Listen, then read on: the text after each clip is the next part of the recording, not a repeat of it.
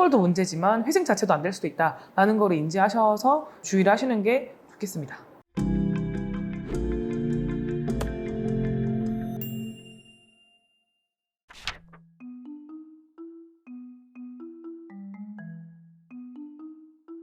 사기회생죄라는 게 있나요?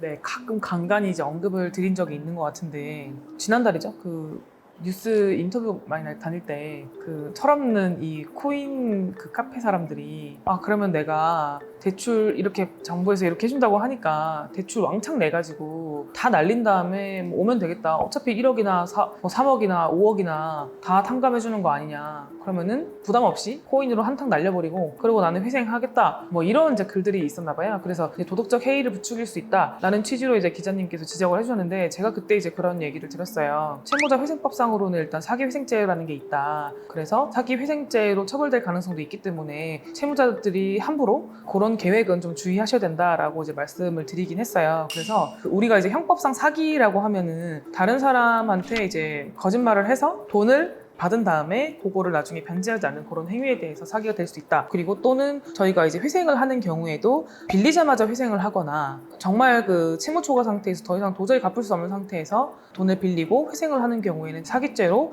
고소를 당할 여지가 있다. 물론 이제 고소를 당한다고 해서 모두 처벌받는 건 아니지만 기본적으로는 의심의 여지가 있다라는 이제 얘기를 제가 드렸었는데 사기회생죄라는 거는 사기죄랑은 좀 달라요. 사기죄는 형법상 규정이 되어 있고 사기회생죄는 채무자 회생법에 규정이 되어 있거든요. 거기서는 그 요건이 몇 가지가 있는데요. 첫 번째 요건은 이제 채무자가 자기 또는 타인의 이익을 도모하거나 채권자를 해할 목적으로 다음 각호의 어느 하나에 해당하는 행위를 하고 채무자에 대하여 회생 절차 개시의 결정이 확정된 경우 그 채무자는 10년 이하의 징역 또는 1억 원 이하의 벌금에 처한다. 처벌도 약하지 않아요. 채무자가 자기 또는 타인의 이익을 도모하거나 채권자를 해할 목적으로 일단 이 목적이 인정돼야 되고요. 그리고 두 번째로는 다음 각호의 어느 하나에 해당하는 행위를 해야 되고 그 행위는 보통 이제 손괴, 은닉 뭐 이런 거예요. 그리고 세 번째가 이제 회생 절차 개시 결정이 확정된 이 세 가지가 요건이 갖춰졌을 때는 사기회생죄가 돼요. 그렇기 때문에 보통은 사기회생죄로 처벌받는 경우는 많지는 않아요. 왜냐면은 목적이 인정되고 그 각호의 어느 하나에 해당하는 행위를 한다고 하더라도 개시 전에 만약에 취하를 하거나 이런 경우에는 굳이 처벌하거나 이러진 않기 때문에 그래서 기본적으로는 이제 두 가지가 문제가 되는데 재산 손괴 은닉 그다음에 채무자의 부담을 허위로 증가시키는 행위 이 두 가지가 문제가 돼요. 이게 두 번째는 뭐냐면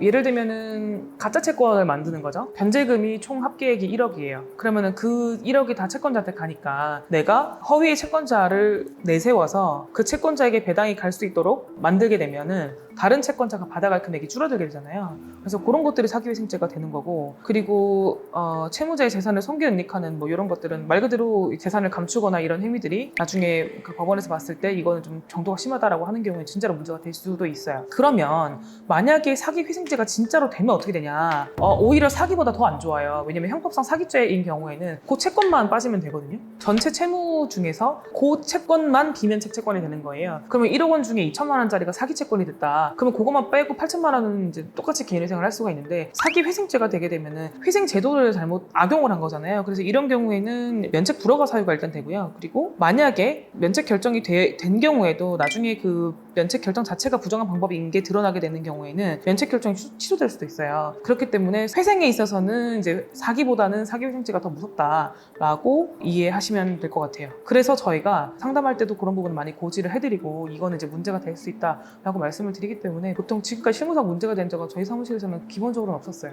근데 굉장히 엄중하게 처벌될 수 있다는 걸 좀 인지하고 계셔야 될 것 같아요. 그 실제로 보신 적 있나요? 그러면 그렇게 된 사람?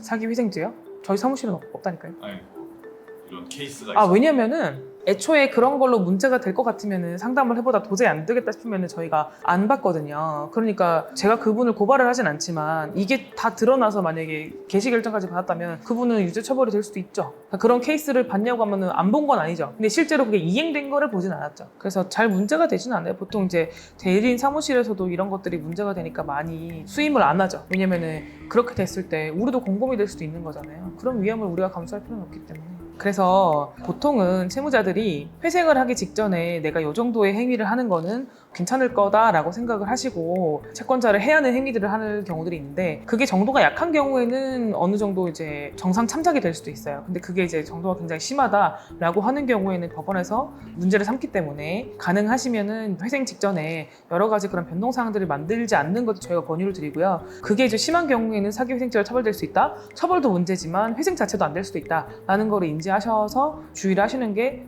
좋겠습니다. 네, 감사합니다.